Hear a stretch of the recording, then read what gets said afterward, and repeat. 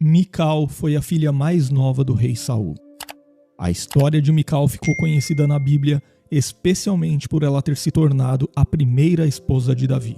O nome Mical provavelmente significa quem é como Deus.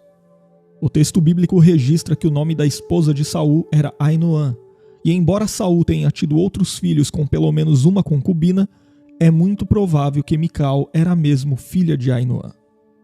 E a Bíblia diz que Mical tinha uma irmã mais velha chamada Merabe.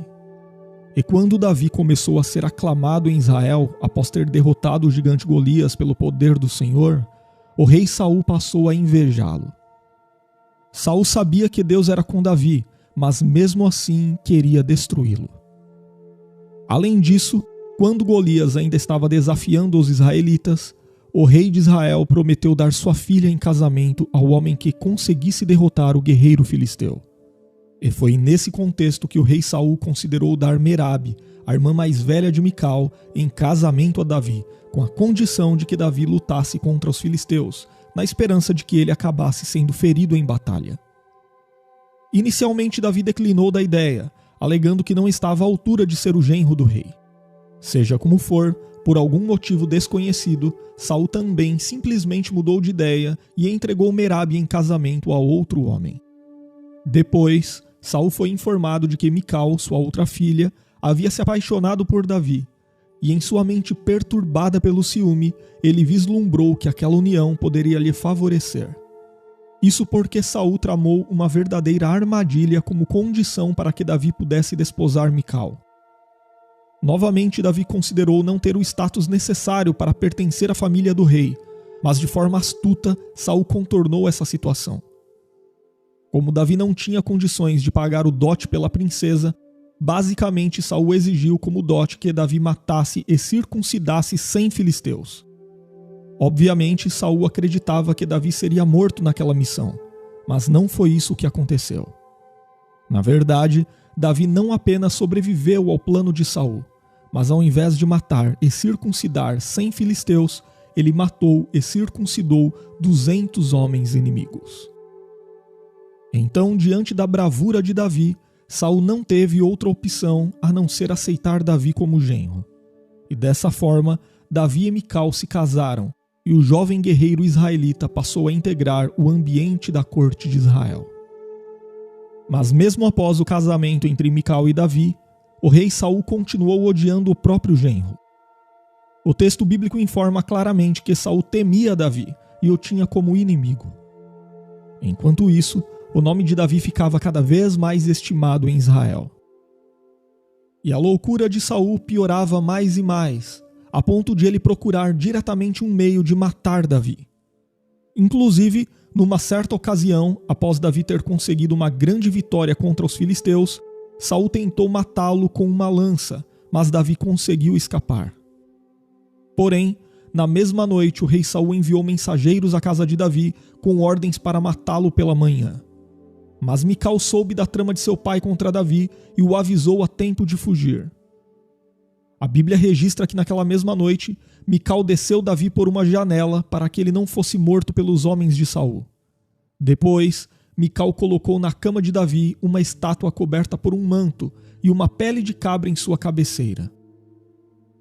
Então, quando os servos de Saul chegaram, Mical disse a eles que Davi estava doente na cama.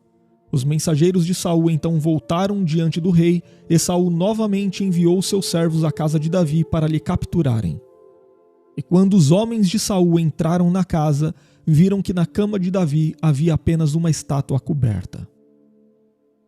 Diante disso, Saul até questionou Mical pelo fato de ela ter ajudado Davi, e Mical mentiu a Saul dizendo que Davi tinha ameaçado matá-la caso ela não o ajudasse. Mas àquela altura, o plano de Saul já tinha sido frustrado. Mical era filha de Saul, mas seu compromisso primeiro era com seu esposo, Davi. Além disso, o ódio de Saul por Davi era injustificável. Davi não havia feito nada contra Saul. Na verdade, Davi despertava o ciúme do rei de Israel apenas por ser ele mesmo.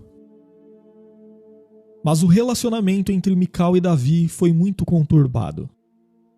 Aparentemente, no início de seu casamento, Mical e Davi se relacionavam muito bem. Porém, quando Davi teve de fugir de Saul e passou a viver como um fora da lei, arbitrariamente Saul tomou Mical e a deu como esposa a outro homem chamado Palti. Mais tarde, depois da morte de Saul, Davi conseguiu o apoio de Abner, que havia sido comandante do exército de Saul em Israel, para assumir o reino unificado. E a primeira coisa que Davi exigiu foi o retorno de Mical. Abner atendeu à exigência de Davi, e Mical voltou a ser sua esposa. Mas é possível que sua separação de seu atual marido tenha sido um tanto quanto traumática. Isso porque o texto bíblico diz que Palti sofreu muito com o fato de ter perdido Mical. No entanto, parece que o bom relacionamento entre Davi e Mical havia ficado no passado, e a harmonia entre os dois já não era mais a mesma. Além disso, àquela altura Davi também já tinha outras esposas, e por isso alguns comentaristas acreditam que talvez Mical já não lhe parecesse tão interessante. Outros estudiosos também sugerem que as ocupações de Davi como rei de Israel, somadas a tudo que ele havia passado como fugitivo de Saul, tinham lhe transformado numa pessoa diferente do outrora jovem guerreiro recém-casado. Assim como Mical também provavelmente era outra pessoa, depois de ter vivido anos ao lado de outro marido. Seja como for, o final do relacionamento entre Davi e Mical de fato foi melancólico. Isso ficou claro na forma como Mical criticou Davi quando ele se alegrou diante do Senhor no episódio em que a Arca da Aliança foi levada a Jerusalém.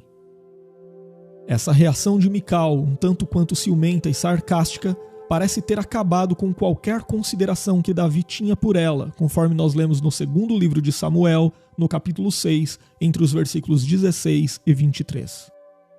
E dessa forma, aquele relacionamento de romance e cumplicidade que parecia ser tão promissor entre Davi e Mical na juventude, acabou encontrando um fim triste e doloroso. Além disso, a princesa de Israel, que foi a primeira esposa do rei Davi, terminou sua vida sem gerar filhos.